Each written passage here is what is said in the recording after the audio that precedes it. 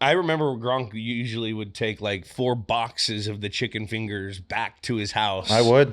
And like you would go to his house after the game, and there would be a spread of what we had a spread of at the post game. And Gronk like, hey guys, you want some chicken fingers? Yeah. Jules, hey Gronk, what was your favorite meal you would enjoy after See, the game? this is why I love these questions. Favorite meal? I just love answering, like, what's my favorite meal? We were just talking about our first thing that we do when we get to Boston, and it's you going to Mike and Patty's breakfast spot and ordering a sandwich, and I'm going to Davio's place and ordering the cowboy ribeye for curbside pickup, while this guy wants to know what our favorite meal was after a game. After a game? And I would say whatever the spread was that the New England Patriots was providing, because after a game, you can bring your family and friends in, in like inside the tunnel to meet them after the game, to see your family and friends. And then they would have this huge spread the New England Patriots would provide. And there would be burgers, hot dogs, chicken tenders with barbecue sauce, ranch, honey mustard, whatever sauce you wanted with those chicken tenders. All tons of drinks that were lined up, as well. They always had a Southern kind of food. There was always like, because a lot of the guys come from the South. So there was brisket, there was fried chicken, there'd be like beans, and there'd be collard greens, and then they'd have like the whiter stuff. There'd be like broccoli and like chicken fingers and like roasted barbecue burgers and hot dog. So like they hit a little bit of everything. You had the soul food, and then you had like, the white food. So yeah. You got to hit both parties. That's kind of true, right? You got to hit both parties. You got to hit both. The Patriots did not discriminate. They did not discriminate on the food. So now the quality of the food. Actually, yeah, you're right. The quality of this food was actually perfect for the quality that you wanted after a game. Yeah, put it that way. It was comfort food. Yeah, you don't want to try to eat like a Tom Brady meal after a football game. No, it's hard to put down. All the emotions, the hits.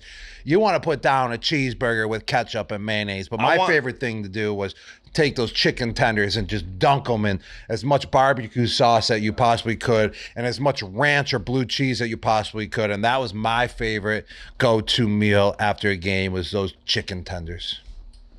Yeah. I remember Gronk usually would take like 4 boxes of the chicken fingers back to his house. I would.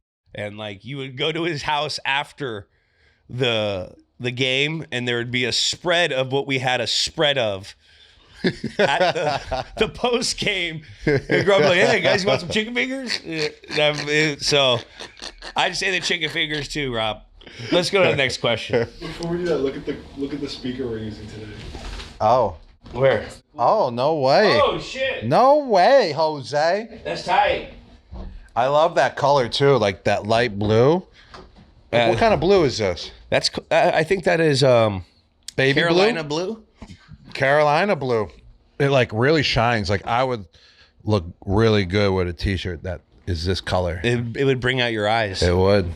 And you're tan, so it'd look good. Yeah, well, thank you, Coors Light, for this wonderful cooler with speakers on it.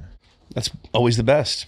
What's up, Gronk and Jules? This is Greg from Delaware. Big Pats fan, and even bigger fan of the Dudes on Dudes podcast. So I was wondering, with Josh McDaniels back at offensive coordinator, who's definitely a whiz, by the way, I was wondering if you guys could speak to any qualities that it takes to play in a Josh McDaniels offense, and any qualities to look out for with the NFL draft coming up, if there's any type of qualities you would see in a rookie.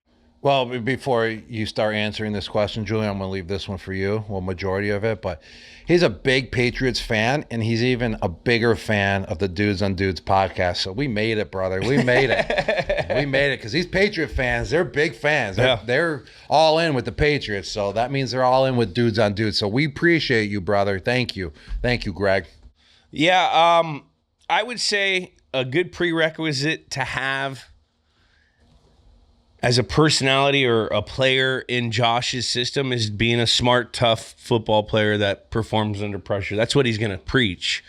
If you can remember your formations, if you're a smart guy, you can be a versatile guy. You could play multiple positions.